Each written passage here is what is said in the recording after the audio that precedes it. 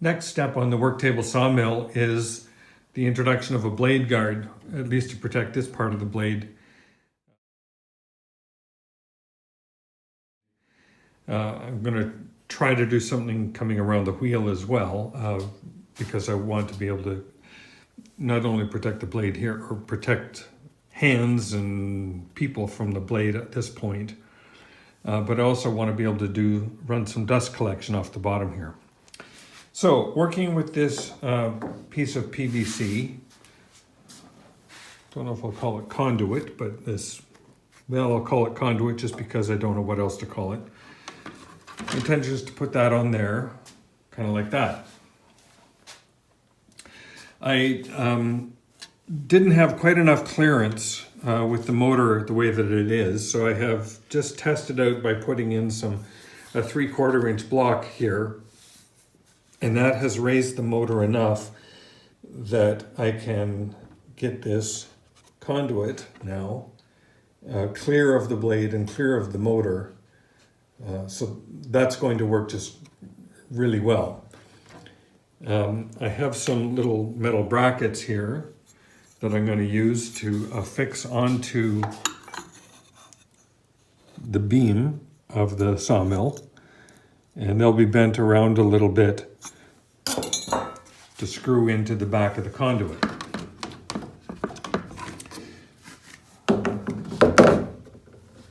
So these brackets will be bolted on to the conduit like so, and bent around so they can be screwed into the beam. So that's what I'm working on right now, trying to figure out the exact length that I want to cut this conduit. I expect this will probably come on and off the saw a number of times as I experiment and come up with ideas. I had thought about cutting this conduit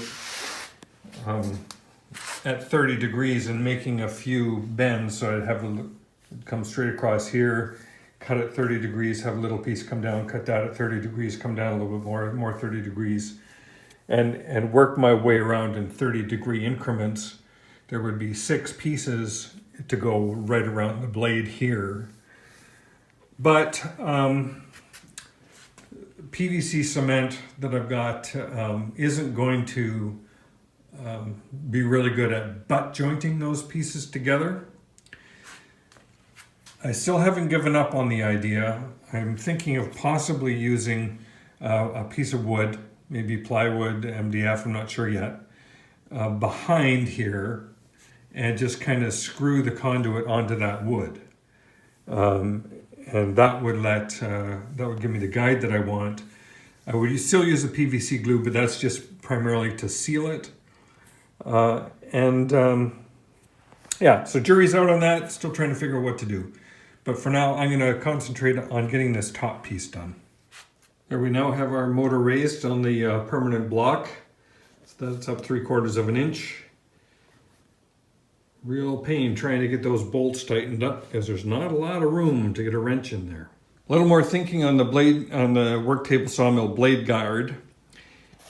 Fundamentally, I want to sit it on here like this. And originally I had been thinking it would come around here, and on this end it would come around here, and I'd have a dust chute at this end. However, bit of a problem.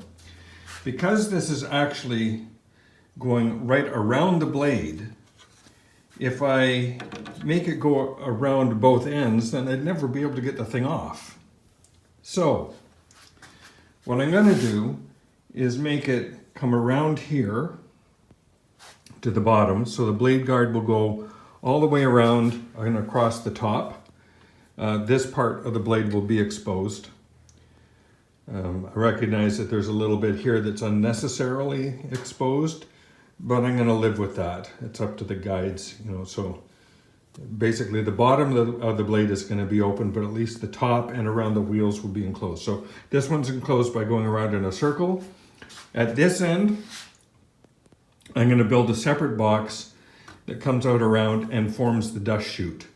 And that may come down underneath a little bit farther, because I have noticed that as the blade comes out of the log, a lot of the sawdust comes along, hits this, and then falls down to the table. So I'd like to be able to get some dust collection close to this bottom guide. So we can handle this section completely separately. So that's what I'll do. For now, I'm going to focus on getting this piece cut and bent around. Now in terms of bending this around, what I'm going to do is make a bunch of little notches in here at appropriate lengths, then use a heat gun and bend that around. And I'll use, I think, probably crazy glue. I did a little test with that, and crazy glue, you know, CA glue, seems to hold this together reasonably well. If I need to reinforce it with a piece of wood or a metal strip behind there, I can do that, but at least let's get something in the works. I'm not going to cut this all the way through. I'm going to cut it most of the way and then use a heat gun to bend it. So let's go do some calculations on how long then this needs to be and where the cuts are. So here's a slightly different view for you. I hope you can see and read my handwriting. So the sawmill has 2 wheels on it,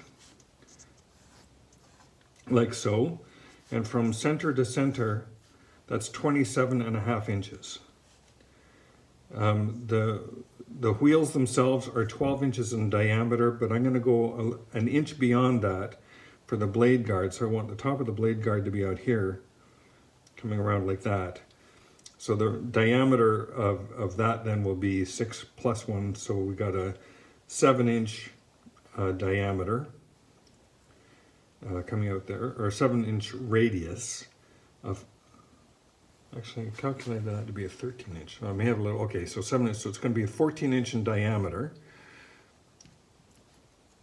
for that circle. And then we have that when it gets to here, so we've got another 27.5 inches, and I want to come back here another 7 inches on this end. So I got 7 inches plus 27.5 inches plus 14. Let's see, let's do the math here. So 14 times 3.14. Right, so 14 times 3.14, that's 43.96. Let's call that 44, just round up. 44, divide that by 2, it's 22 inches. So we're going to have 22 inches going from here to here, plus 27.5 plus 7, 27.5 plus 7 plus 22. So we're going to need 14 and 16, 56.5 inches from that end right through to that end. And 22 of that will be cut and bent.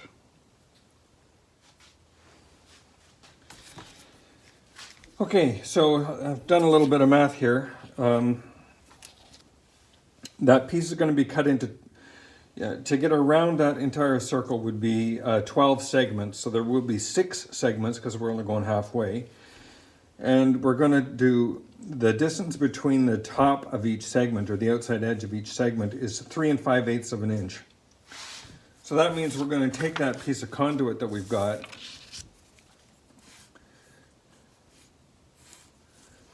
and every 3 5/8 of an inch,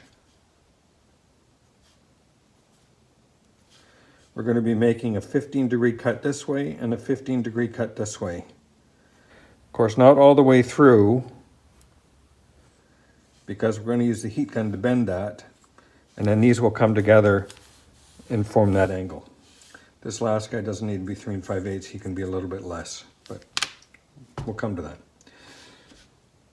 All right, so I'm going to go set up the saw and set the blade to 15 degrees, and we'll make our first pass.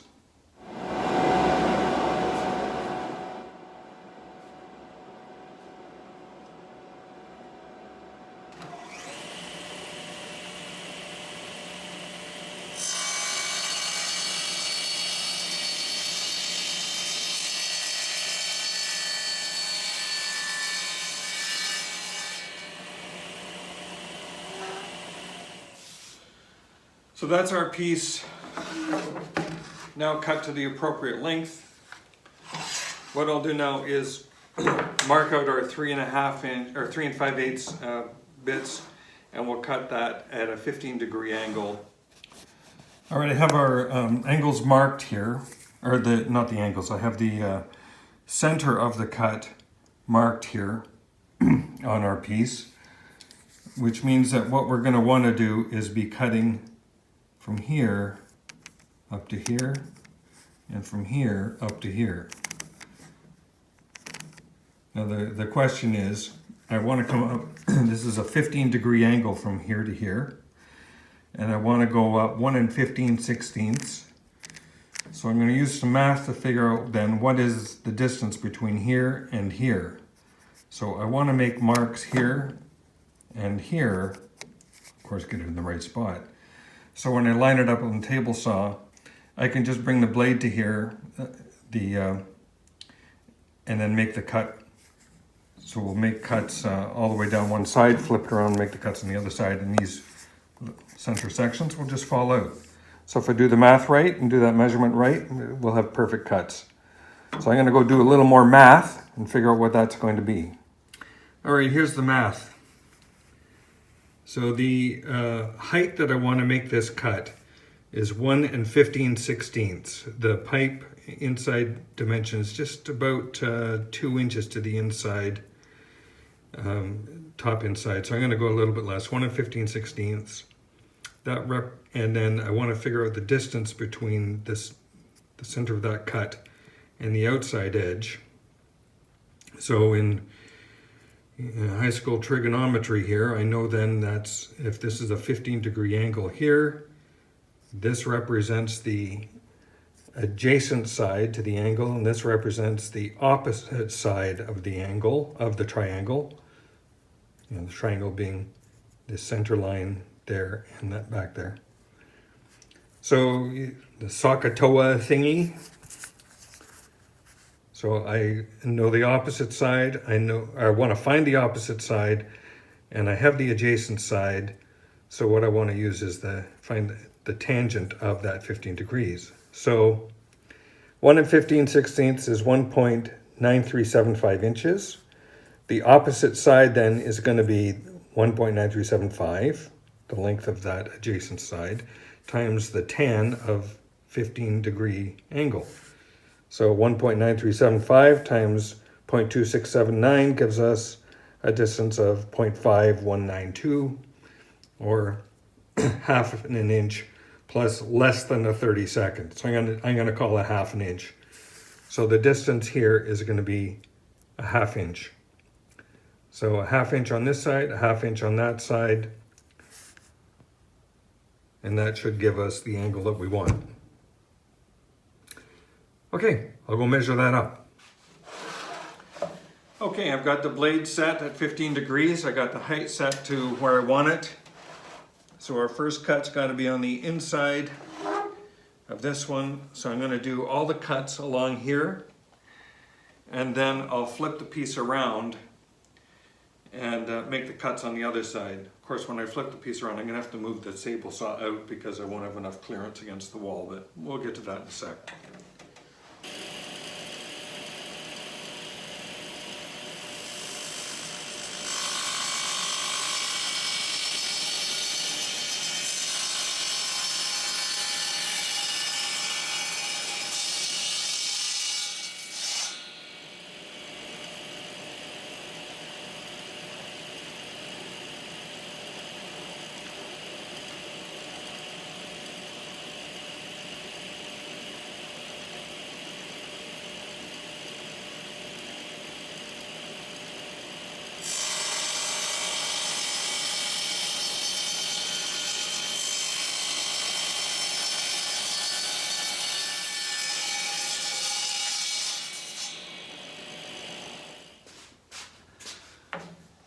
All right, I've moved the saw. I lowered the blade just a little bit as I make this cut. And I think I must have miscalculated a little bit, but I think we're still good to proceed. Again, this is all experimentation, and we're going to find out how this works. But the theory is sound. What's done in practice may be the problem. So I'll start by making this cut here at the end. and then work my way up here.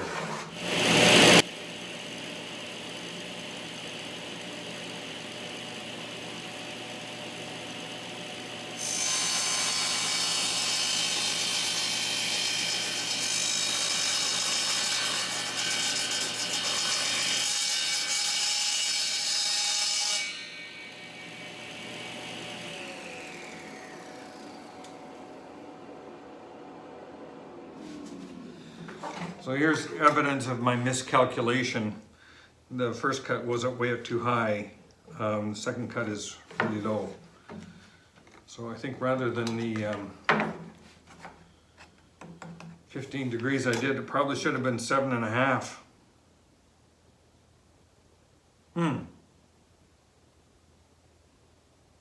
Well, I'm going to continue anyway. I'm going to just change the angle of the blade a little bit to kind of come up and meet this. That means that these pieces aren't going to line up exactly as they go around, but we'll see how they look in the end.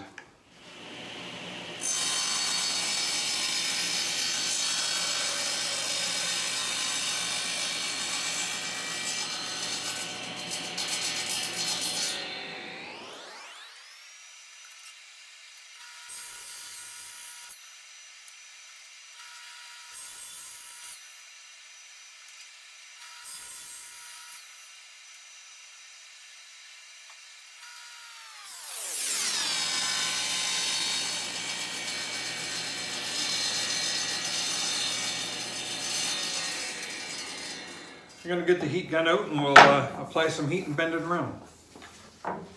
Forgot to turn the camera on for that first bend, so what I'm doing is I'm just using the heat gun on a medium setting here. Just applying some gentle heat and then letting the weight of the PVC actually bend itself. Well, you can see that giving away now. Perfect.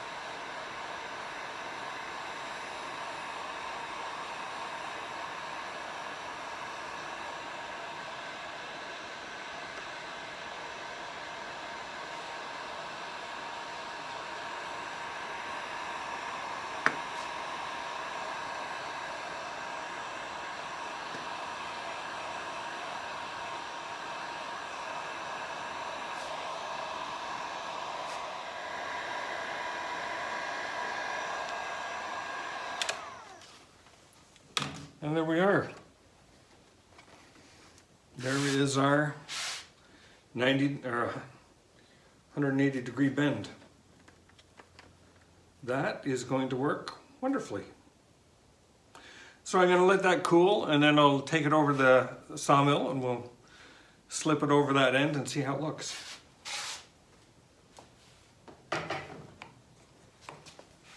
So there we are, loosely placed over the blade. That worked out pretty much the way I want it. So now we'll just figure out a way to tighten up these joints. I think there'll just be some CA glue to tack that together. I probably will have some sort of reinforcement going in behind, but I'll deal with that as we're mounting this thing now using these little brackets onto the beam itself. So yeah, overall very pleased with that.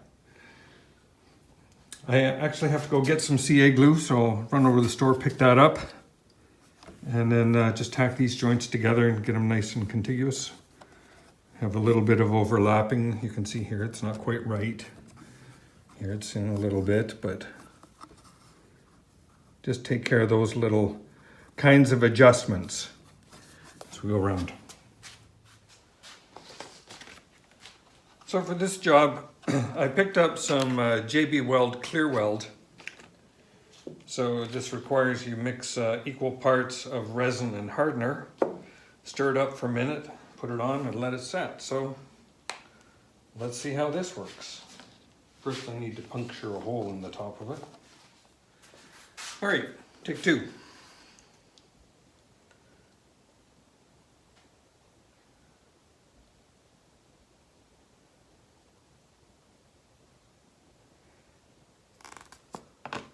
So 12 seconds of a full squeeze.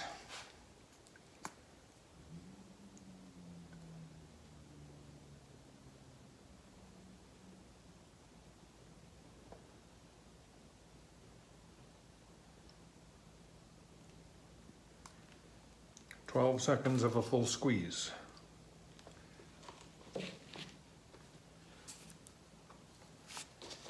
Mix this up for a minute. Alrighty, let's put it on, see what happens.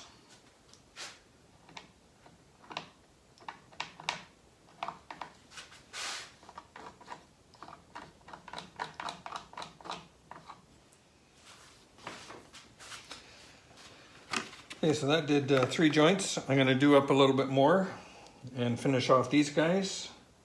Let it set, flip it over, and do the others. So I'll come back when I have it all done. All right, so here's the blade guard loosely positioned now with epoxy all around here. It's set, but I'm going to give it some time to cure. And that leaves me to wonder, what am I going to do down here at this other end? So remember that we made this pipe come off a little bit farther, and we have a little piece of conduit here. So my theory now is build a little box at the end out of, I mocked one up here out of cardboard. So we'll have 1/4 inch plywood making up this little box here that'll fasten to the outside edges of our little conduit. And then I'm going to use my 3D printer to print a fitting that goes on the top and kind of funnels down. So the overall shape is going to be kind of like that. So this is about 2 3/4 inches wide here. We need to get to a 4-inch hose fitting up here. This will be a magnetic coupler, and the hose will run up onto a boom, then take it over to the dust collector. So yeah, you heard me right, a boom, big hose. So more stuff coming on the dust collector for sure. But this is kind of the next part of the puzzle.